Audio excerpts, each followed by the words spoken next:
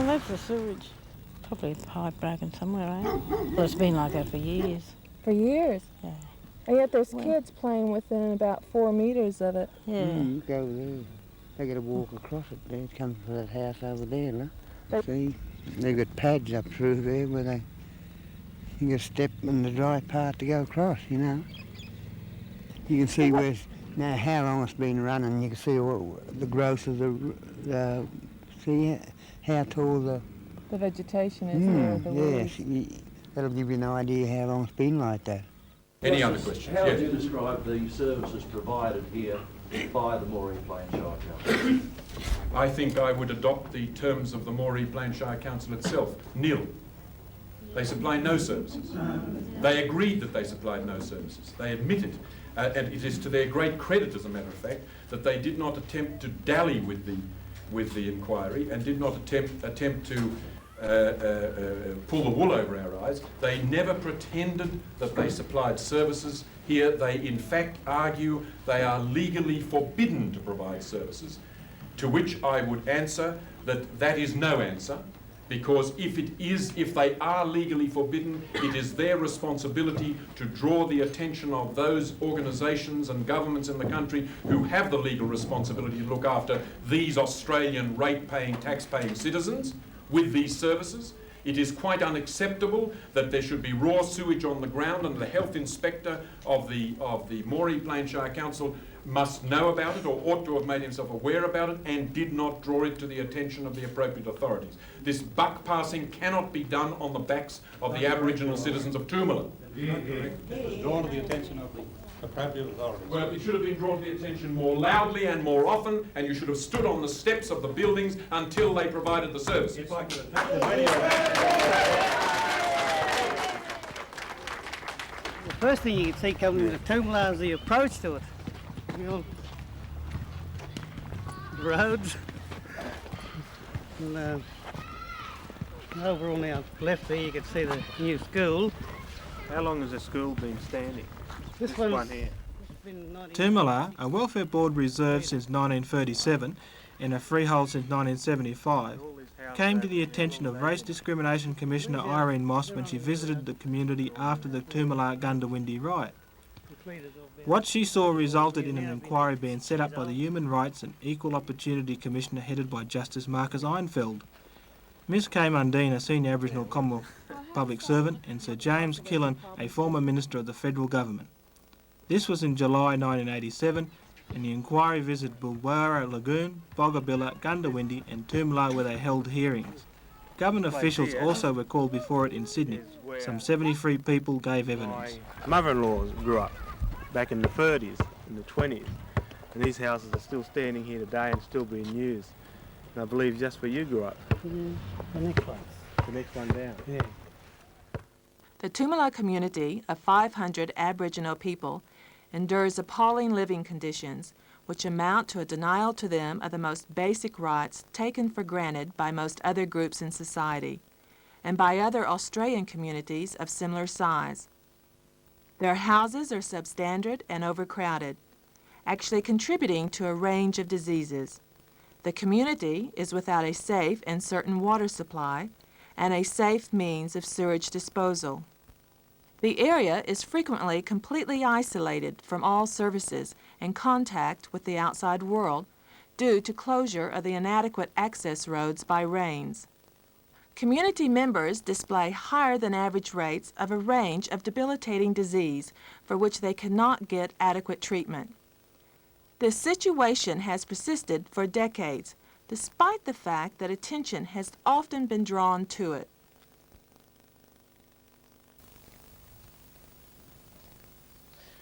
The inquiry found the main causes for these bad living conditions was the lack of coordination in service provisions amongst all three levels of government, local, state and federal, and disagreement about who is responsible for fixing up the conditions and putting in proper services. The inquiry found there's a lot of buck passing and no one wanted to take responsibility for putting in services. The inquiry thought the Toomelah people had been treated like this because they were Aborigines living on Aboriginal land that used to be a reserve, although the inquiry said this was no excuse. What are your feelings about how the report's been delivered? Oh, the report has come out pretty well, but it's anything that comes out of it. So that's what people are hoping. They've been promised everything here over the last 20 years. And I've been going now for travelling around, just coming back every now and again. I've been going for 18 months for the last time. And I've come back, there hasn't been any improvement since I left here. And they was supposed to have that road finished 6 months ago. And as you've seen when you came in, it's still there. And if you don't get out of this before long, you won't get out. With the rain, will be rained in. Yeah, it'll be rained in. You might have to fly us out. Things have been pretty bad for a long time. I know when I was a kid and I went out to work, I came back.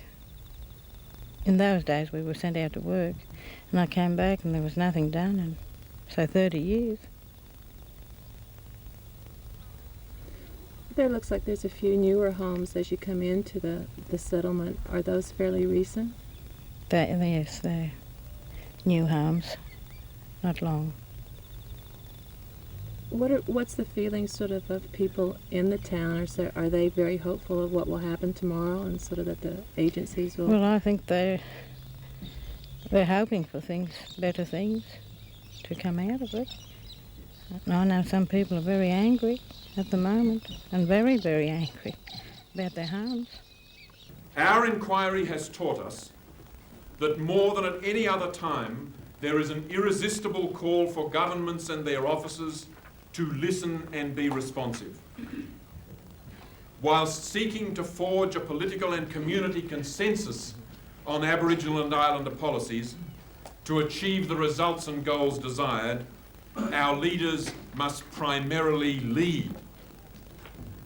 Most of all, leaders at all levels must set a tone and standard for the rest of us. Political parties must strive to put aside narrow partisan interests for the wider good. Our citizens must also respond and look for ways of contributing to the resolution of the problems which exist.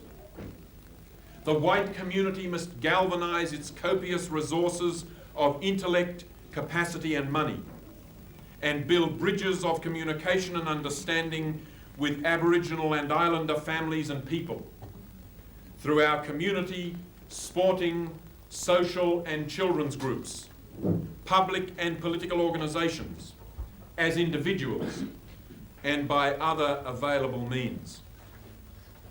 For their parts, Aborigines and Islanders themselves must be aware of and come to terms with white ignorance and apprehensions, and must strive to develop leadership and an agreed structure for presenting, negotiating and piloting the necessary changes.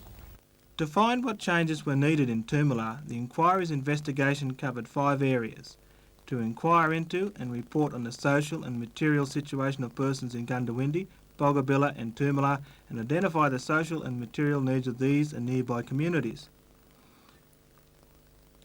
In particular, to inquire into and report upon the extent to which any problems or deficiencies identified have been caused by inadequate educational and or employment opportunities and or other facilities in the existence of the Queensland-New South Wales border between the towns of Gundawindi and the other 2 towns.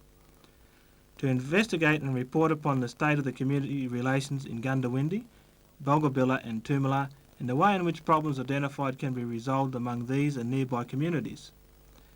To report on the impact of community relations on the social and material needs of these communities. To recommend to all relevant persons and or authorities steps which might be taken to resolve the identified problems of these communities. There are many matters on the Australian Indigenous agenda.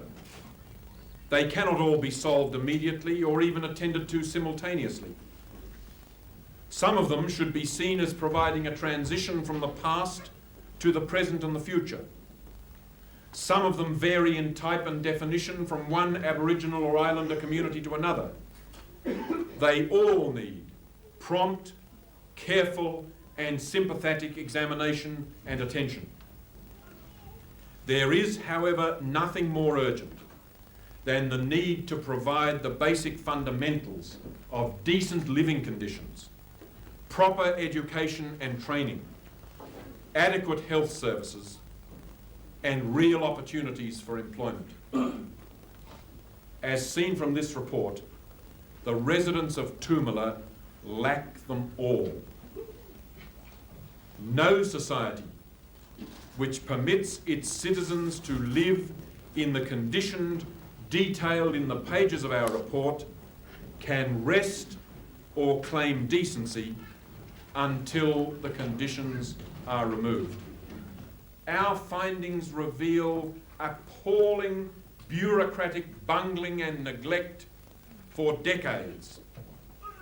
One government witness suggested to us that as many as 34 government departments or agencies had some responsibility for caring for the needs of the 500 people of Toomelah.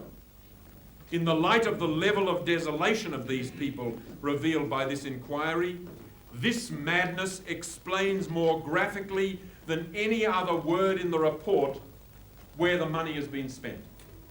As a result of the inquiry, money is being directed into Toomelah and some progress is slowly being made.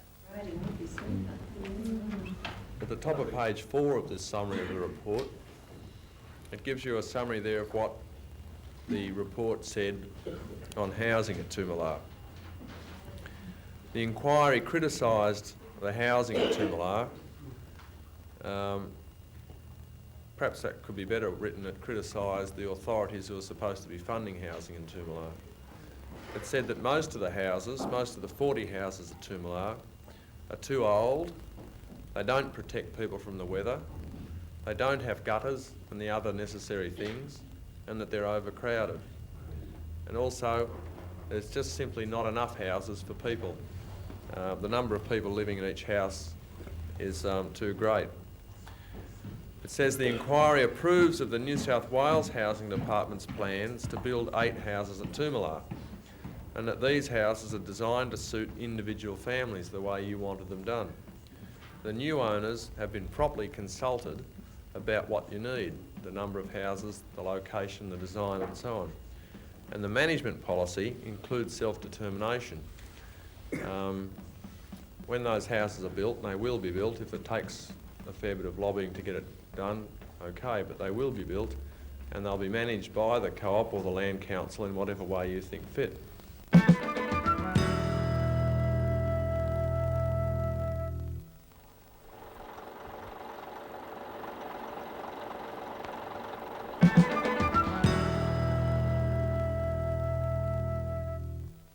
The access road coming in should be sealed. Now, work's being done on this at the moment, but it seems a fair way from finishing. And the existing access road, or the cemetery route that the community wants, it has to be decided which one it should be. The inquiry itself did not decide whether the road in should be the one that some people have picked already, or the one which you actually, from what I understand, have been thinking about as being a better way. The children are starting to settle down back in school now, and they're more relaxed with the central school that's been, the portals that were put up at Bogabilla, and a lot of the children that were left school when I was here last year and the year before have returned back to the school in Bogga.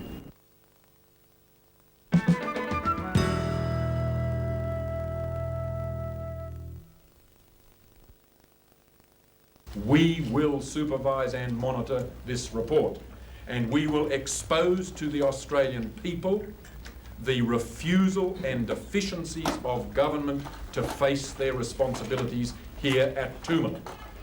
And in a democracy, that is the only thing you can ever do.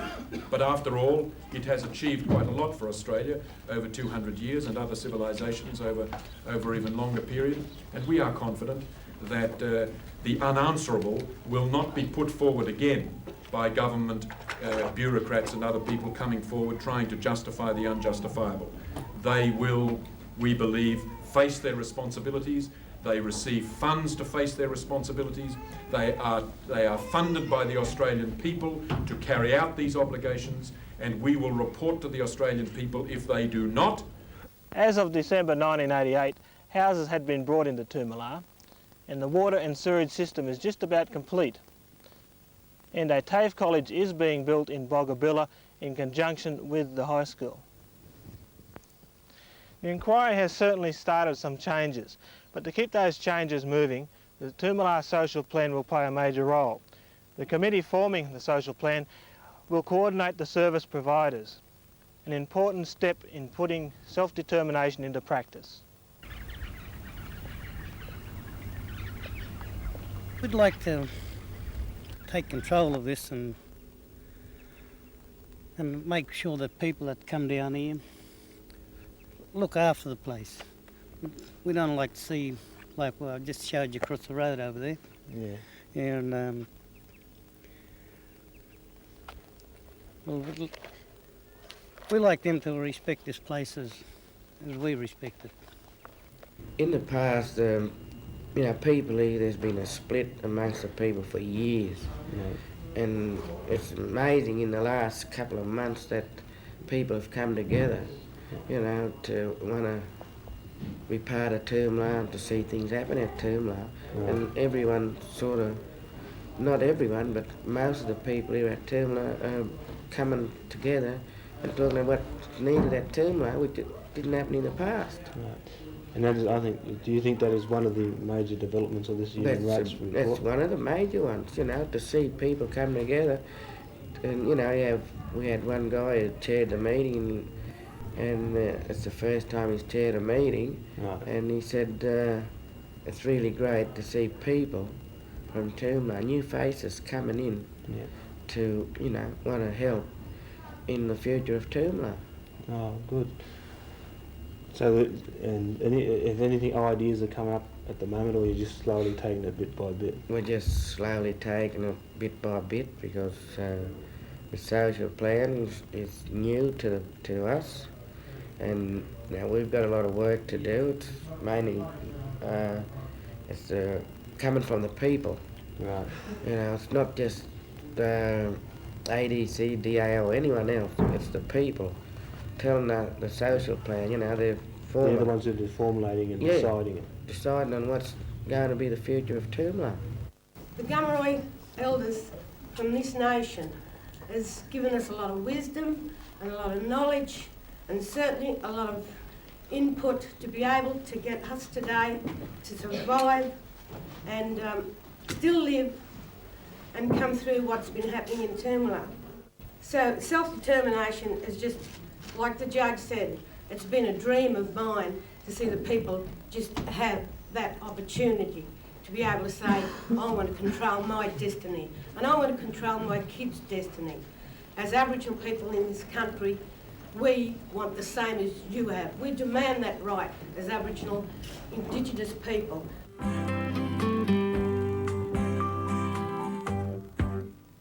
Surely we can come together.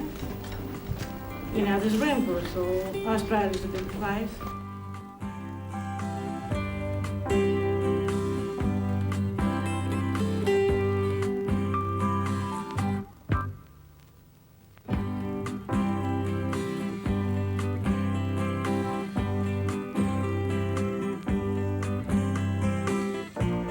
Today we're just like you are. Give us a go. Give us a chance in life. Maybe things will work out all the better for us and for our children that are coming.